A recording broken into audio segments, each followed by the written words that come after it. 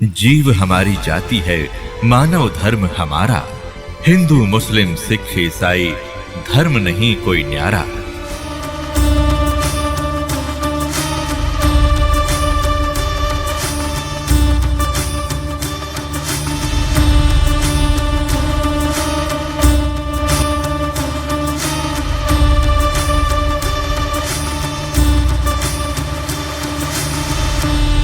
उदाहरण के लिए जैसे पवित्र हिंदू धर्म के अंदर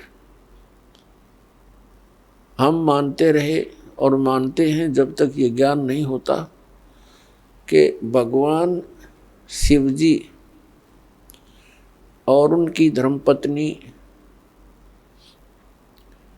पार्वती जी इकट्ठे ही रहते थे एक ही परिवार में, और सबसे ज़्यादा दर्शन पार्वती ही किया करती थी। लेकिन कल्याण नहीं हुआ। कल्याण हुआ उसका जब उनको भगवान शिव ने वो मंत्र दिया और पार्वती जी ने जाप किया, तब उनका उतना कल्याण हुआ जितना भगवान शंकर जी के द्वारा दिए गए मंत्र से होना है। लेकिन वो कंप्लीट मोक्ष नहीं है। फिर भी जो विषय है उसी से चलते हैं। कहने का भाव ये है कि भगवान के दर्शन पुण्यकर्मी प्राणी को ही होते हैं, लेकिन संत जो बताते हैं, परमात्मा जो ज्ञान देकर जाते हैं, उसके अनुसार साधना करने से ही मोक्ष होगा। नाम की कमाई करनी पड़ेगी। कुछ एक ऐसे सिरफरे संत हैं, वो ये कहते हैं नाम की कमाई कुछ काम नहीं करे, नाम का जाप करने की कोई आवश्यकता नहीं, सतगुरु पार कर देगा। वो टीचर नहीं, वो दुश्मन है विद्यार्थियों का, जो विद्यार्थियों को ये कहता है कि तुमने पढ़ने की आवश्यकता नहीं, टीचर पास कर देगा।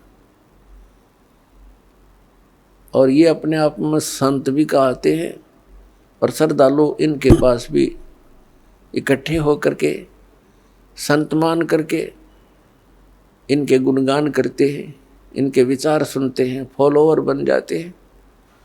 इसका कारण क्या है कि हमें बिल्कुल ज्ञान नहीं है अध्यात्म का, और जब तक हमें अध्यात्म ज्ञान नहीं होगा ये संत हमारा ऐसे ही अंडोला बनाए रखेंगे। किसी ने चार अटपट बातें अलग से कर दी, हमने ऐसा लगेगा कि ये पूर्ण संत है। तो दास का उद्देश्य है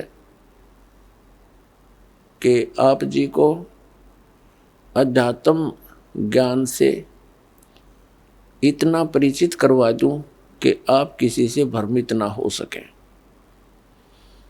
नाम दे देना ये तो आसान सी बात है, उसका आपने सिमरन करना है, बहुत अच्छी बात है। लेकिन बने बनाए काम ने बिगाड़ दिए। कोई सिर फिराक है कि वो संत पूर्ण है, वो ऐसा बताता है, वो ऐसा करता है, तो आप जी उनको इस ज्ञान के आधार से अपने सतर से ही रिजेक्ट कर दो कि नहीं, आप भ्रमित हैं, आप जी को ज्ञान नहीं। तो पुण्यात्माओं, अपना अनुभव बताना अच्छी बात है, लेकिन वो अनुभव उन सदग्रंथों से मेल खाता हो। जैसे एक थ्योरी होती है, जैसे बच्चे प्रैक्टिकल करते हैं लैब में, तो प्रैक्टिकल करने से पहले उनको एक लिखित विधान, उसकी प्रक्रिया दी जाती है। फिर बच्चे उनको पढ़ते हैं कि कौन सी कैसे कैसे करना है, उसको पढ़कर फिर वो प्रैक्टिकल करते हैं। तो ये ज्ञान जो है ये एक थ्योरी है, यानी ये लिखित जानकारी है जो प्रैक्टिकल हम करने जा रहे हैं। जिनकी थ्योरी ही गलत है तो प्रैक्टिकल भी ऑटोमेटिकली गलत होगा। तो हमारे जो सदग्रंथ हैं ये हमारी थ्योरी है, और परमात्मा के जो साधन उसमें वर्णित हैं वो करना हमारा प्रैक्टिकल है। फिर उनके करने से जो उपलब्धि होगी वो भी सदग्रंथों में लिखा हुआ है।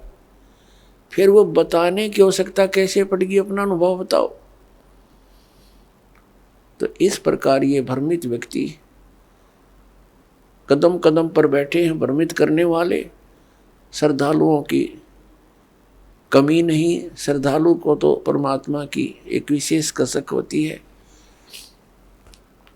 और वे परमात्मा के लिए भटक रहे हैं। आत्मा जब से मालिक से बिछुड़ी है, इसको उसी समय से उसकी आवश्यकता महसूस हो गई थी। जिस भक्त आत्मा ने सृष्टि रचना सुन रखी है तो उनको ज्ञान है कि पहले तो हम अपनी स्वेच्छा से इस काल भगवान के साथ लग गए और भगवान से विमुख हो गए। और जिसमें ये प्रकृति दुर्गा देवी जी इस काल भगवान के पास छोड़ी गई, उसी समय से इस काल ने हमारे साथ दुर्व्यवहार प्रारंभ कर दिया और उसी दिन से और आज तक हमें सिवाय परेशानी के यहाँ कुछ नहीं मिला। तो उसी समय इसको महसूस हो गया था, इस दुर्गा को पुकार की थी, भगवान मुझे बचा ले। अपने पैर पे कुआड़ा मार के हम यहाँ आए हैं और पुकार करते हैं भगवान बचा ले। अभी तक हम उस भगवान से प्रार्थना करते रहे जो हमें दुखी तो कर सकता है, सुखी नहीं कर सकता। वो कौन है? ये ब्रह्म है, ज्योति निरंजन काल है, जिसके लोक में हम यहाँ रह रहे हैं। और इसके 3 पुत्र हैं, रजगुण श्री ब्रह्मा जी, सतगुण श्री विष्णु जी और तमगुण श्री शिव जी। हम इनसे भी अर्ज करते हैं हमारी रक्षा करो। ये अपनी रक्षा नहीं कर सकते क्योंकि ये सक्षम नहीं है, ये समर्थ नहीं है। ये भी अपने कर्म के दंड को ही भोगते हैं और इनको इतना ही अधिकार दिया हुआ है कि जो जैसे कर्म करेगा वैसा ही फल तुम दे सकते हो, इससे हटकर आप कुछ नहीं कर सकते। ये केवल हमें अपना किया कर्म ही दे सकते हैं और ये काल भगवान के अधीन हैं, ये विवश हैं और अपने ही ये भाई बहन हैं। इनकी पिछले पुण्य कर्म अधिक है, इनको उच्च पोस्ट प्राप्त मिल गई इस ब्रह्मांड की। लेकिन ये आपके साथी हैं, दुश्मन नहीं। लेकिन ये विवश हैं, इस काल भगवान के संकेत के बगैर ये कुछ नहीं कर सकते और इनको केवल जैसा कर्म प्राणी करता है वैसा ही फल देने का ही अधिकार है। इसे हटकर नहीं, ना ये किसी को सुखी कर सकते और ना ये किसी को दुखी कर सकते। इनसे हटकर जो और अन्य देवता हैं उनकी तो बात ही छोड़ो। तो कहने का भाव ये है कि जब से हम भगवान से बिछड़े हैं, संकटों को झेल रहे हैं, माँ कष्ट उठा रहे हैं और ऐसे ही तड़प तड़प कर हम शरीर त्याग जाते हैं और हम भगवान से पुकारते भी रहते हैं, सुनाई बिल्कुल नहीं होती है। जो कष्ट आना है आ ही जाता है। तो हम किस भगवान से पुकार करते हैं जो सुख दे ही नहीं सकते, और जो भगवान हमें सुख दे सकता है हमारे प्रारब्ध के अंदर यानी किस्मत में लिखे हुए पापों को नाश कर सकता है, क्योंकि पापों के नाश होने से ही सुख हो सकता है जीव को। तो उसकी हमें जानकारी नहीं, उसका ज्ञान नहीं, क्योंकि इस काल ने अपने बहुत से एजेंट तैयार कर रखे हैं जो संत कहलाते हैं, महंत कहलाते हैं। मंडलेश्वर आचार्य और शंकराचार्य कहलाते हैं। इन्होंने पूरे मानव को भ्रमित कर दिया और साथ में ये काजी और मुल्ला और पीर और ये ईसाई धर्म के फादर, ये सब भ्रमित हैं। इनको किसी को भी अध्यात्म पूर्ण ज्ञान नहीं। ये सब काल के एजेंट हैं, इस ब्रह्म के ही पुजारी हैं और हमने पूजा करनी है परम अक्षर ब्रह्म की। वो परम अक्षर ब्रह्म ही सब पापों को नाश कर सकता है,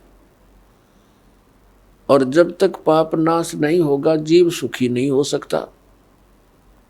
आप सुन रहे थे जगत गुरु तत्वदर्शी संत रामपाल जी महाराज जी के मंगल प्रवचन। अधिक जानकारी के लिए विजिट कीजिए हमारी वेबसाइट www.jagatgururampalji.org। संत रामपाल जी महाराज जी के शुभ आशीर्वाद से पूरे विश्व भर में 500 से भी ज्यादा नाम दीक्षा केंद्र हैं, जिन पर संत रामपाल जी महाराज जी द्वारा ऑनलाइन निशुल्क नाम दीक्षा दी जा रही है। अपने नजदीकी नाम दीक्षा केंद्र का पता करने के लिए संपर्क करें 8222880541।